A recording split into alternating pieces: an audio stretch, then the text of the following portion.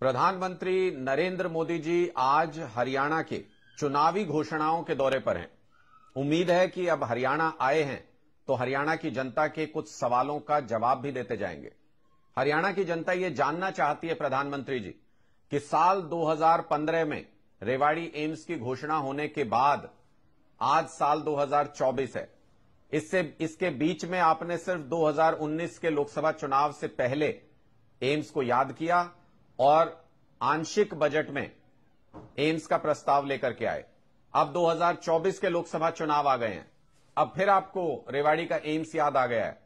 पहला नींव का पत्थर रखने के लिए बताया जा रहा है कि आज आप वहां पर पहुंच रहे हैं। मैं ये जानना चाहता हूं कि 2015 में घोषणा हुई, 2019 के चुनाव से पहले बजट में लेकर के आए, 2024 के चुनाव से पहले नींव का पत्थर रख रहे हैं। तो अगर इसी टाइमलाइन को फॉलो करें तो 2029 के चुनाव से पहले शायद आप इसकी एक दीवार खड़ी कर देंगे, 2040 तक इसकी बिल्डिंग बन के तैयार हो जाएगी और शायद 2050 तक इंतजार करना पड़ेगा हरियाणा के लोगों को कि वहां पर स्टाफ हो, मशीनें हो, एम्स अस्पताल रेवाड़ी का पूरी तरह से काम करना शुरू कर दे। तो लोग ये जानना चाहते हैं मोदी जी कि चुनाव से पहले आप चुनावी जुमलों के रूप में हरियाणा में घोषणाएं करने के लिए क्यों पहुंचते हैं और चुनाव के बाद हरियाणा के लोगों की मांग को क्यों भूल जाते हैं। रेवाड़ी के लोगों को वन रैंक वन पेंशन की आपकी घोषणा भी याद है। आपने वन रैंक वन पेंशन की घोषणा तो की, लेकिन 10 साल तक राज करने के बाद भी आज तक फौजी भाइयों को वन रैंक वन पेंशन नहीं मिल पाई। 97% फौजी भाई आज भी वन रैंक वन पेंशन मांग रहे हैं।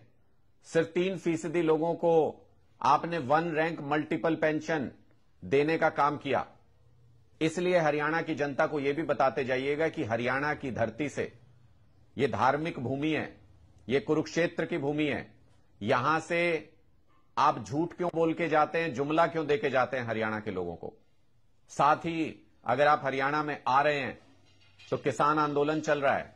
आपकी पुलिस किसानों के ऊपर लाठियां, आंसू गैस के गोले छोड़ रही है। आपकी पुलिस अत्याचार कर रही है किसानों के ऊपर। आप 2 दिन के विदेश दौरे पर थे, इसलिए शायद एमएसपी गारंटी कानून जो आपका ही किया हुआ वादा है 2 साल पहले का, उस पर आपने अभी तक कुछ नहीं बोला। लेकिन कृषि की भूमि हरियाणा पर जब आप आ रहे हैं, किसानों की धरती हरियाणा पर जब आप आ रहे हैं, तो आज हरियाणा के किसान आपसे ये उम्मीद करते हैं कि एमएसपी गारंटी कानून के बारे में भी आप मंच से कुछ बोल करके जाएंगे और अपना 2 साल पुराना वादा आपने पूरा क्यों नहीं किया एमएसपी गारंटी कानून का। स्वामीनाथन जी को आपने भारत रत्न दिया, वो स्वामीनाथन रिपोर्ट आपकी वेबसाइट से क्यों हट गई, उस रिपोर्ट को अभी तक लागू क्यों नहीं किया गया। इन सारे सवालों के जवाब भी हरियाणा के लोग जानना चाहते हैं। आज आप हरियाणा में हैं तो हरियाणा के लोगों के इन सवालों का जवाब भी जरूर दीजिएगा प्रधानमंत्री जी।